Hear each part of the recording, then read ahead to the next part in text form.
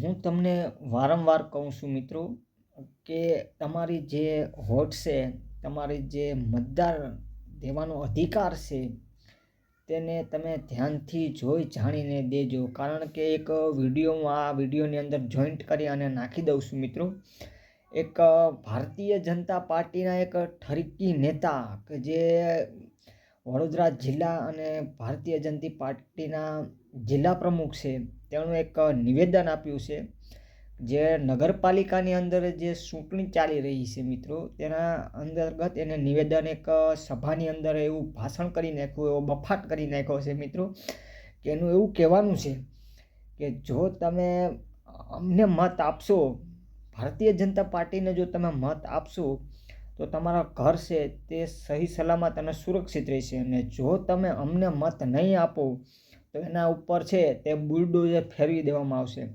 એટલે આવી જો વાતો કરતા હોય તો વિચારી લેવું કે જો ડરાવી ધમકાવીને લોકો પાસેથી અને વડોદરાની જનતા પાસેથી આ ભાઈ ઠરકી જે પોતાના વોટ માગે છે એનો વિડીયો એકવાર તમે જોજો અને પછી તમે ધ્યાનથી સાંભળજો એ વિડીયો કે ભાઈ શું કહેવા માગે છે.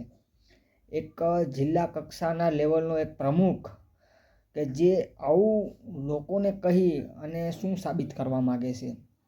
આ એક ધમકી જ કહેવામાં આવે છે. અને મતદાતાઓને બધાને ડરાવી ધમકાવી અને આ ભાઈ એવું કહે છે કે અમને મત આપો. એટલે જ કહું છું મિત્રો, જોઈ જાણી અને જો પોતાની આંખ ઉપર જો અંધભક્તિની જે પટ્ટી લાગી ગઈ હોય તો તેને હટાવીને જોવા ભાઈ શું કહેવા માગે છે.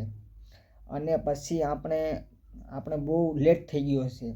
હું કહું છું કે આ છે ને, આ લોકો તમને પછી ક્યાંય નહીં રાખે. પછી લોકશાહી જેવું કાંઈ હશે નહીં દેશની અંદર, ગુજરાતની અંદર કે ભારતની અંદર લોકશાહી જેવું આ લોકો કાંઈ નહીં રહેવા દે.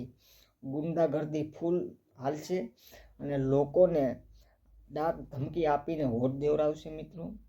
અને નહીં તમે વોટ આપો તો તમારા ઘર ઉપર આ ભાઈ કહે છે એ પ્રમાણે આ બુલડોઝર ચલાવવાનું કામ આ ભારતીય જનતા પાર્ટીના જે આ પ્રમુખ છે વડોદરા જિલ્લાના એ કરશે મિત્રો. નકર એનું એવું કહેવું છે કે મારી ગેરંટી છે કે જો તમે ભારતીય જનતા પાર્ટીને વોટ આપશો ને તો તમારા મકાનને કશું નહીં થાય, સુરક્ષિત રહેશે. અને જો તમે અમને વોટ નહીં આપો તો તમારા ઘર ઉપર જે અમે છે તે બુલડોઝર ચલાવી નાખશું. આવી વાતો કરતા ભારતીય જનતા પાર્ટીના નેતાઓને કોઈ પણ શરમ કે લાજ શરમ નથી આવતી. તો અંતમાં આટલું જ. જો આ ચારે ચાર અમારા ઉમેદવારો જીતાડશો તો મિત્રો હું એટલી જ ગેરંટી આપું કે કોઈનું મકાન નહીં તોડવા દો, એની જવાબદારી હું લઉં છું. પણ સાથે સાથે એટલું પણ કહું છું કે જો અહીંયા મને દગો કર્યો તો કોઈનું મકાન પણ નહીં રાખવા દો, એ પણ ગેરંટી આપું. તો મિત્રો તમે આ ભાઈનો આ બફાટ છે તે જોઈ લીધો છે. જે ખુલ્લે આમ જે ચૂંટણી પ્રચારની એક સભાની અંદર જેને આ બફાટ કર્યો છે તમે જોઈ લીધો છે. અને જો આ વિડીયોથી આ માધ્યમથી આ એવું કહેવા માગે છે કે અમે બસ તાનાશાહી ઉપર આવી ગયા છે, લોકોનો હું કશું સાંભળશું નહીં, અમને વોટ નહીં આપે અથવા ભારતીય જનતા પાર્ટીની વિરુદ્ધમાં કોઈ પણ બોલશે અથવા વિરુદ્ધમાં કોઈ પણ કૃત્ય કરશે એના ઉપર આવી સજા આપી દેવામાં આવશે અને તેના ઘર પાડી નાખવામાં આવશે, તેને બરબાદ કરી નાખવામાં આવશે, ગુંડાઓ દ્વારા ઉપાડી લેવામાં આવશે. આવી જે ધમકી આપે છે મિત્રો, તો આપણે આપણા લોકશાહીને આપણા સંવિધાનને બચાવવા માટે અને હરેક ઘર સુધી આ વિડીયો છે તે હરેક લોકોને શેર કરો.